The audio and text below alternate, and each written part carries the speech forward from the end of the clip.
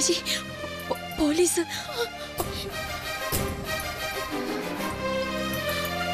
ആരാ അമ്മനെ? പോലീസുകാരാ. ഈശ്വര. സുധേട്ടാ, ഒരു കാരണവശാലും അങ്ങോട്ട് പോകണ്ട. കുറച്ചു മുമ്പിൽ നമ്മൾ ഇല്ലാന്ന് പറഞ്ഞത്. സുധേട്ടൻ ഇതുവരെ വന്നിട്ടില്ല സർ. ഇനി അതിന്റെ ആവശ്യമില്ല. ആരാ ജ്യോതി?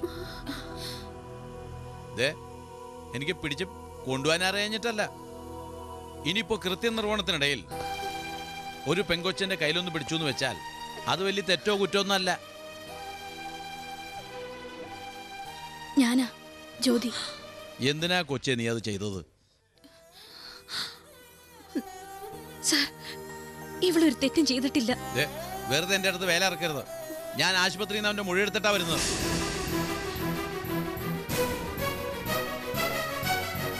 എവളെയും കൂട്ടിക്കൊണ്ടുപോയി ഞങ്ങൾക്കറിയാവുന്ന നല്ല ഭാഷയില് 4 ചോദ്യങ്ങൾ ചോദിച്ചാ തത്ത പറയുന്ന പോലെ ഇവളങ്ങ് പറയും.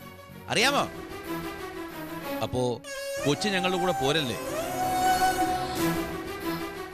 ഒരു പെൺകുട്ടിയും ഒരാളെയും വെറുതെ ഉപദ്രവിക്കില്ല. അതെന്തിനാണെന്ന് അറിയാനുള്ള ബാധ്യത സാറിനുണ്ട്.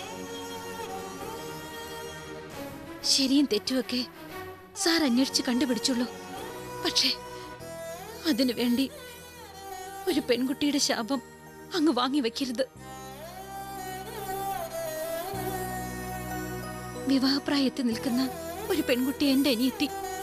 അവളെ ആണുങ്ങൾ ആരുമില്ലാത്ത സമയത്ത് പോലീസ് ജീപ്പിൽ കയറ്റിക്കൊണ്ടുപോയ തകരുന്നത് ഈ കുടുംബത്തിന്റെ ഭാവിയാ.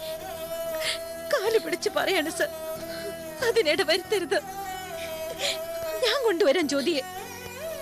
സാർ ഇവിടെ നിന്ന് മടങ്ങിയാൽ ആ നിമിഷം ഞാൻ ഇവിടെയും കൂട്ടി ഇറങ്ങാം. അതിനുള്ള കരുണ കാണിക്കണം സർ.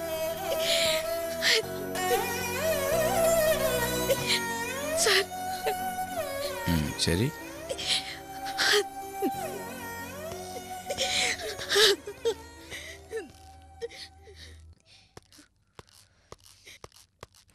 ആ, വണ്ടി എടുക്ക്.